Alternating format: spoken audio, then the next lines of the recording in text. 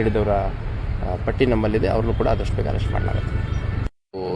ಹುಬ್ಬಳ್ಳಿ ಧಾರವಾಡ ನಗರ commissionerate ವ್ಯಾಪ್ತಿಯ Vidyanagar police ಠಾಣೆಯಲ್ಲಿ ಒಂದು ಕೊಲೆ ಪ್ರಕರಣ ದಾಖಲಾಗಿತ್ತು. ಅದರಲ್ಲಿ ಗೋಲ್ಡನ್ ಹೈಟ್ಸ್ ಬಾರಲ್ಲಿ ಪಾರ್ಕಿಂಗ್ ಏರಿಯಾದಲ್ಲಿ ಒಬ್ಬ ವ್ಯಕ್ತಿಯನ್ನು, ಆಕಾಶ್ ವಾಲ್ಮೀಕಿ ಅನ್ನೋಂಥ ವ್ಯಕ್ತಿಯನ್ನು ಹಲ್ಲೆ ಮಾಡಿ ಕೊಲೆ ಮಾಡಲಾಗಿತ್ತು. ಅದರ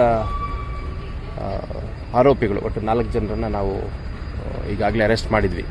ಮೊದಲು 3 ಜನರನ್ನು ಅರೆಸ್ಟ್ ಮಾಡಿದ್ವಿ, ಅದಾದಮೇಲೆ ಒಬ್ಬರನ್ನ ಅರೆಸ್ಟ್ ಮಾಡಿದ್ವಿ. ನಂತರದಲ್ಲಿ ಈಗ ಮತ್ತೆ ಹೆಚ್ಚುವರಿಯಾಗಿ 3 ಜನರನ್ನು ಅರೆಸ್ಟ್ ಮಾಡಿದ್ದಾರೆ. ಶಿವರಾಜ್ ಮಿಶ್ರಿಕೋಟಿ, ರೋಹನ್ ಬೀಳ್ಗಿ ಮತ್ತು ವಿನಾಯಕ್ ದುಂಡೇಶ್ ಅಂತ ಈ 3 ಇಲ್ಲೇ ಹುಬ್ಬಳ್ಳಿ ನಿವಾಸಿಗಳು. ಮತ್ತು ಮೊದಲ 3 ಆರೋಪಿಗಳು ಏನಿದ್ರು ಅವರ ಅತ್ಯಂತ ಆಪ್ತ ಸ್ನೇಹಿತರು. ಕಳೆದ ವರ್ಷ ಏನು ಸಿದ್ಧಗಂಗಾ